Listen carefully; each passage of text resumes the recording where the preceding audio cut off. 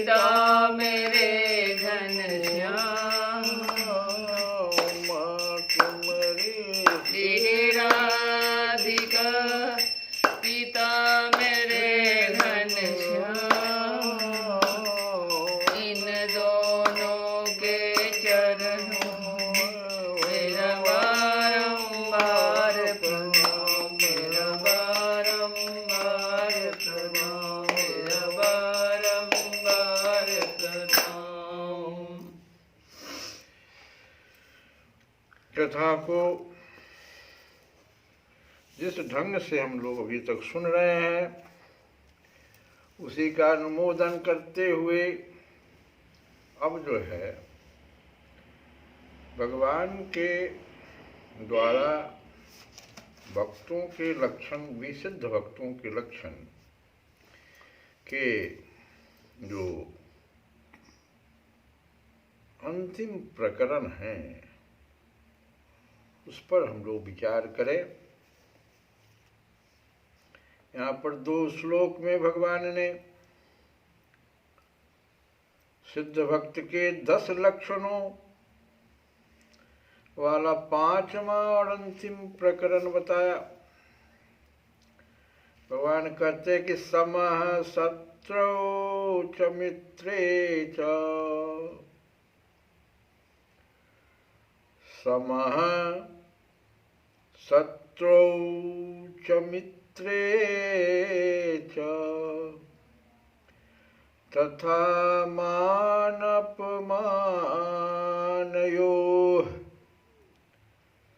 शीतोष्ण सुख दुःखेषु समः संग विवर्जितः तुल्य निंदा स्तुति मौनी संतुष्टो येन केनचित् अनिकेतः स्थिरमति भक्तिमान में प्रियो नरः। भक्तिमान ऐसे जिनमें कि ये जो 10 लक्षण हैं, जो शत्रु और मित्र में तथा मान अपमान में सम है। सम के बारे में, कई चीजों में समता के बारे में भगवान इस श्लोक में वर्णन कर रहे हैं। एक तो हुआ जो शत्रु और मित्र में, मान और अपमान में, शीतोष्ण सुख दुखेषु। शीत और उष्ण जो शरीर की अनुकूलता और प्रतिकूलता को दिखाता है। यहाँ पर शीत उष्ण का मतलब जाड़ा और ये गर्मी का नहीं है।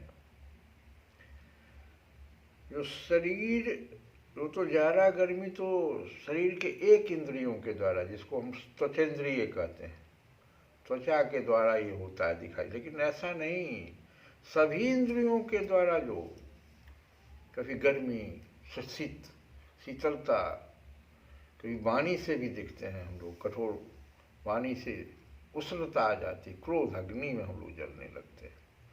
ये हुआ ना, माने हमारा जो अंतःकरण है वो जो अनुकूलता और प्रतिकूलता को प्राप्त करता है, वही शीत उष्ण की चर्चा यहाँ है। और सुख दुख में मन बुद्धि की अनुकूलता और प्रतिकूलता में यहाँ पर जो सम है, तो इतने जगह जो सम है, इसके अलावे जो निंदा स्तुति को समान समझने वाला है, साथ में मौनी। मौनी का यह मतलब है वाणी बंद करके नहीं। कोई राक्षस अगर कहीं पर जाकर के तपस्या में लीन हो जाए और मुंह बंद कर ले, मौनी अवस्था प्राप्त कर ले, तो क्या वो भक्त है। नहीं, मौनी का मतलब ये नहीं है। यहाँ मौनी से मतलब है भगवान का जो निरंतर भगवान का मननशील है। ऐसा भक्त जो दिन रात भगवान के ही चिंतन में डूबा रहता, वो मौनी मननशील यहाँ पर है।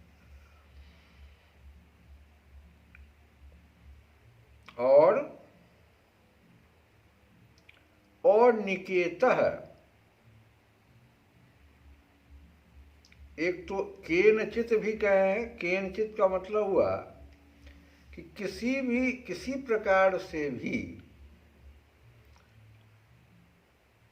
शरीर का निर्वाह होने न होने से संतुष्ट जो होता है, संतुष्टो ये न केनचित, जिस भी अवस्था में हम हैं, जैसा भोजन, जो भी हमारा रहने का जगह, सब जगह हम संतुष्ट हैं, ये वो कहलाता संतुष्टो ये न केनचित। इसके बाद और निकेतः, और निकेतः, निकेतः कहते रहने के स्थान को।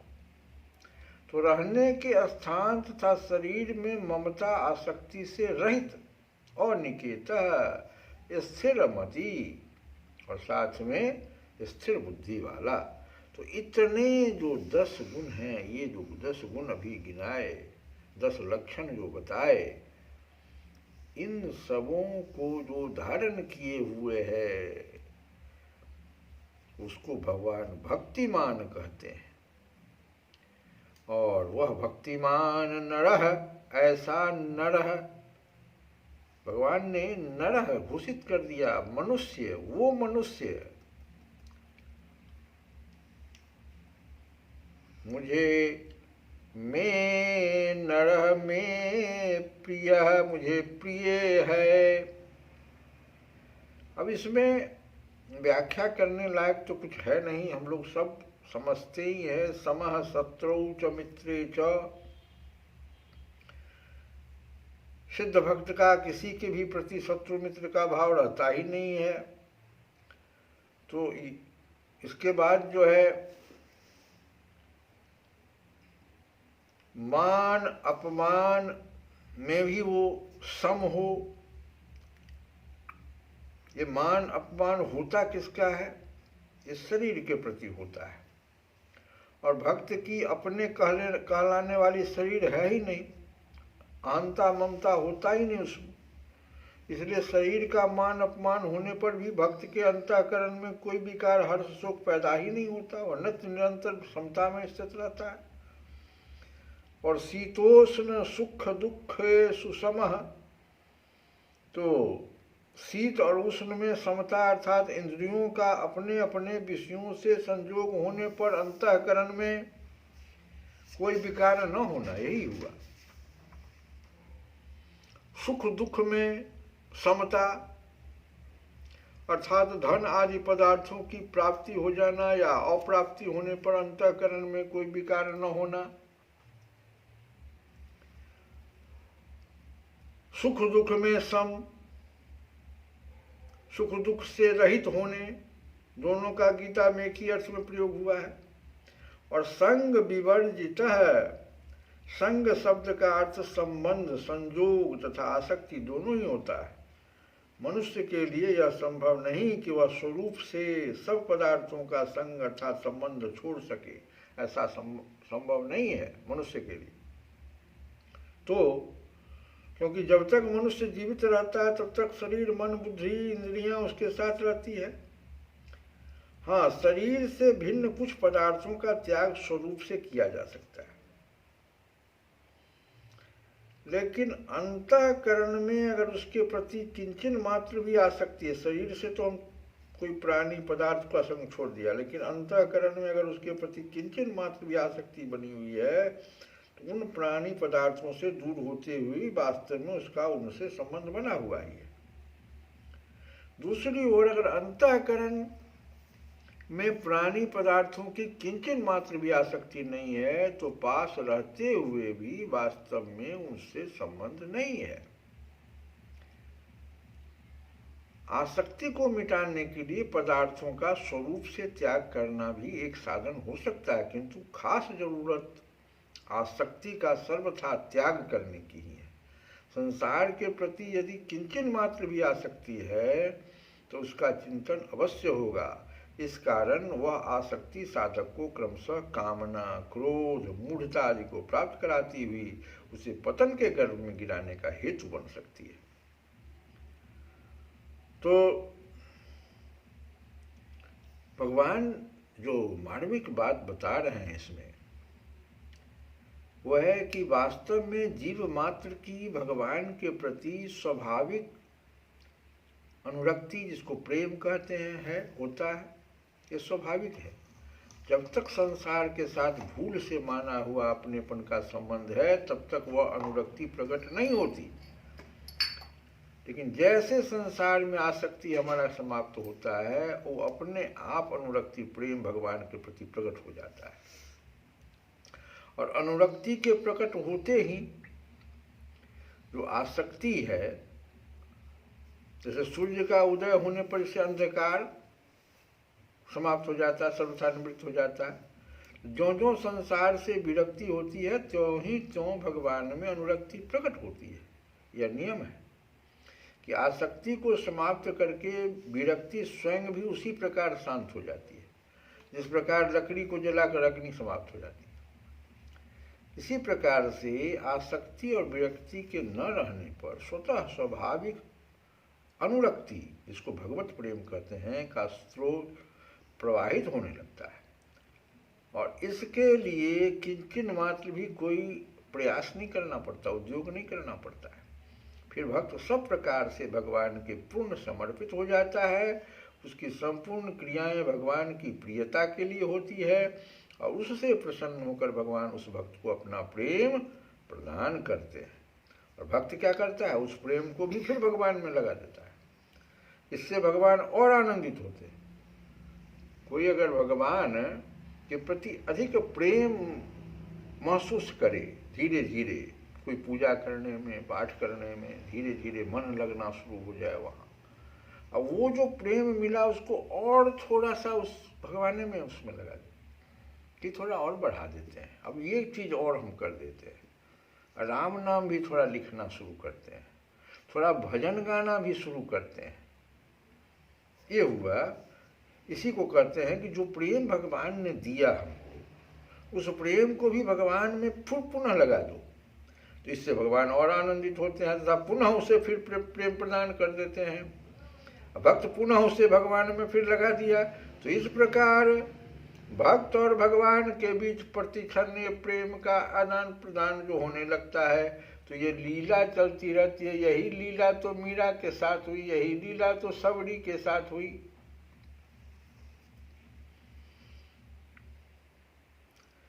आगे भगवान जो कहते हैं कि तुल्य निंदा स्तुति, निंदा स्तुति मुख्यतः नाम की होती है। यह भी परिकृत क्रिया है। लोग अपने स्वभाव के अनुसार भक्त की निंदा या स्तुति किया करते हैं। साधारण मनुष्यों के भीतर अपनी प्रशंसा की कामना रहा करती है, इसीलिए वे अपनी निंदा सुनकर दुख का और स्तुति सुनकर सुख का अनुभव करते हैं। लेकिन भक्त को ऐसा नहीं है। भक्त की सर्वत्र भगवत बुद्धि होने के कारण ये निंदा स्तुति से कुछ उस पर अंतर नहीं पड़ता है, कोई। अब भक्त के द्वारा कोई अशुभ कर्म हो ही नहीं सकता है। तो और संतुष्टो ये न केनचित, दूसरे लोगों को भक्त संतुष्टो ये न केनचित, अर्थात प्रारब्धानुसार शरीर निर्वाह के लिए जो कुछ मिल जाए उसी में संतुष्ट दिखता है भक्त। परंतु वास्तव में भक्त की संतुष्टि का कारण कोई सांसारिक पदार्थ, परिस्थिति आदि नहीं होती। एकमात्र भगवान में ही प्रेम होने के कारण वह नित्य निरंतर भगवान में ही संतुष्ट रहता है। अनिकेत, जिसका कोई निकेत अर्थात वास स्थान नहीं है, उसको अनिकेत कहते हैं। निकेत कहते हैं वास स्थान, रहने का स्थान। भक्त का कोई वास स्थान नहीं होता, वो अनिकेत है। ऐसी बात, अच्छा ऐसी बात भी नहीं है कि वो गृहस्थ हो, कोई साधु है, गृहस्थ है, साधु सन्यासी, तो अपने रहने का स्थान में ममता आसक्ति नहीं है, ये हुआ अनिकेत। ये नहीं कि उसको रहने का स्थान ही नहीं है। रहने का स्थान है, उसमें ममता नहीं है, आसक्ति नहीं है। ये सभी अनिकेत है। स्थिरमति भक्त की बुद्धि में भगवत तत्व की सत्ता और स्वरूप के विषय में कोई संशय नहीं रहता। उसकी बुद्धि भगवत तत्व के ज्ञान से कभी किसी अवस्था में विचलित नहीं होती। यही स्थिरमति कहलाता है। इन्हें जो डवाडोल होते रह रहे हैं। स्थिर बुद्धि होने में कामनाएं ही बाधक होती है, सबसे बड़ा। तो भगवान कहते हैं कि ऐसे भक्तिमान जो नर हैं, यहाँ नर पद देने का तात्पर्य है कि भगवान को प्राप्त करके जिसने अपना मनुष्य जीवन सफल कर लिया है, वही नर है, उसी को नर कहा जा सकता है। वो मुझे बहुत प्रिय हैं। हम लोग एक भजन को गाए, भजन भी हम लोगों का विनय पत्रिका से ही, क्योंकि ये जो विनय पत्रिका है ये बहुत सिद्ध भक्त के द्वारा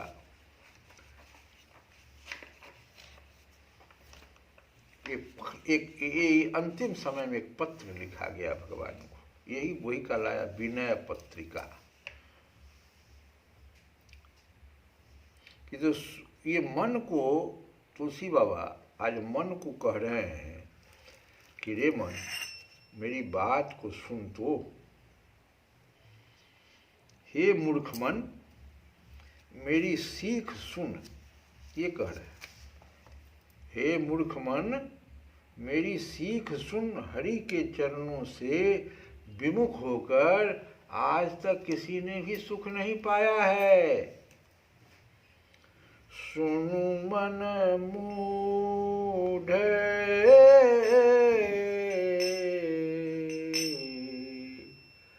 सिखावन मेरो,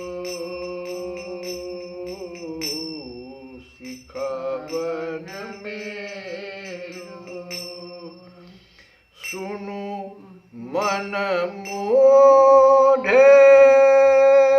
रे मन मूढ़, मूढ़ मूढ़ मूढ़ मूढ़ मूढ़ रे सठ, सुन। सुनु मन मूढ़, सिखावन मेरो।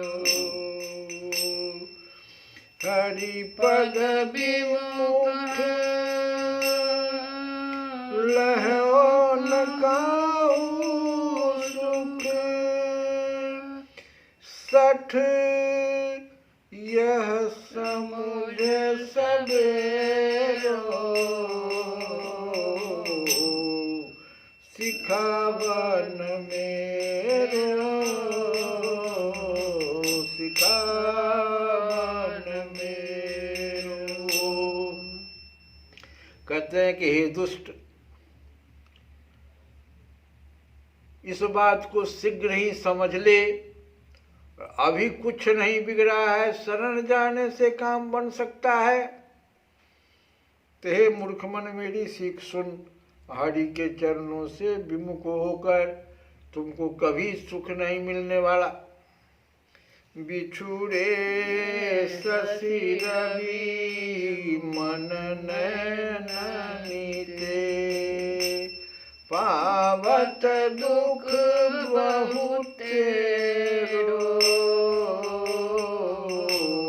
पावत दुख बहुतेरो। भ्रमत समित निशि दिवस गगन महा, तहरि पुराहु बरेरो। सुनु मन मूढ़, सिखावन मेरो, सिखावन मेरो। देख, यह सूरज और चंद्रमा जब से भगवान के नेत्र और मन से अलग हुए, देखो सूर्य भगवान को नेत्र कहा गया है और चंद्रमा मन। ज्योतिष शास्त्र में भी चंद्रमा को मन का देवता कहा जाता है। तो भगवान के ये मन थे, जो भगवान से अलग हुए तो चंद्रमा नाम हो गया, और यह नेत्र जब भगवान के नेत्र से अलग हुआ तो सूर्य नाम पड़ गया। तो ही तुलसी बाबा कहते हैं कि देख, यह सूर्य और चंद्रमा जब से भगवान के नेत्र और मन से अलग हुए तभी से बड़ा दुख भोग रहे हैं। बिछुड़े शशि रवि मन नैन नीते, पावत दुख बहुतेरो, पावत दुख बहुतेरो। और रात दिन आकाश में चक्कर लगाने बिताने पड़ते हैं इनको। देखो क्या हालत हो गया है, दुख भोग रहे हैं जब से भगवान से अलग हो गए। अब करिए क्या, रात दिन चक्कर लगाइए आकाश में। और वहां भी क्या होता है, बलवान शत्रु आ जाता है राहु, और पीछा किए रहता है। सो देखो, तो बिछुड़े शशि रवि मन नैन नीते, पावत दुख बहुतेरो, भ्रमत श्रमित निशि दिवस गगनमा, तहरि पुराहु बरेरो, तहरि पुराहु बरेरो, सुनु मन मोर सिखावन मेरो, सिखावन मेरो। तजे यद्यपि अति पुनीत सुर सरित, त्यों पुर सुजस गणेरो, तजे चरण अजहु न मिटत नित, वही ताहु केरो, सुनु मन मोर सिखावन मेरो। यद्यपि गंगा जी, अब तो सूर्य और चंद्रमा की बात हमने सुन लिया, अब गंगा जी के बारे में सुनिए। तुलसी बाबा कहते हैं कि यद्यपि गंगा जी देव नदी कहती हैं और बड़ी पवित्र है, तीनों लोकों में उनका बड़ा यश भी फैल रहा, परंतु भगवान के चरण से अलग हो गई। जैसे सूर्य भगवान के नेत्र से अलग हो गए, कितना कष्ट में सूर्य पड़े हुए। चंद्रमा भगवान के मन से अलग हो गए, कितना कष्ट में पड़े हुए हैं। ऊपर से राहु भी घेरे हुए, एक तो दिन रात चक्कर लगाई, ऊपर से राहु पीछा नहीं छोड़ रहा। अब गंगा जी की हालत देखिए। गंगा जी के बारे में तुलसी बाबा कितना बढ़िया बात करते हैं, तो देव नदी कहती है, बड़ी पवित्र, तीनों लोकों में इनका बड़ा जस भी फैला हुआ है, लेकिन भगवान के चरणों से जो अलग हुई, और तब से आज तक उनका भी नित्य बहना कभी बंद नहीं होता। यद्यपि अति पुनीत सुर सरिता, त्यों पुर सुजस घनेरो, तजे चरण अजहु न मिटत नित, बहि ताहु केरो,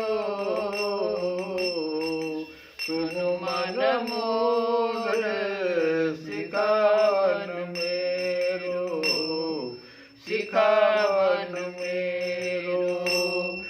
आगे तुलसी बाबा कहते हैं कि छूटे न विपत्ति, भज बिनु रघुपति, श्रुति संदेहु निवेरो, श्रुति संदेहु निवेरो। रघुनाथ जी के भजन बिना विपत्तियों का नाश नहीं होता। इस सिद्धांत का संदेह वेदों ने नष्ट कर दिया है। इसलिए हे तुलसीदास, सब प्रकार की आशा छोड़कर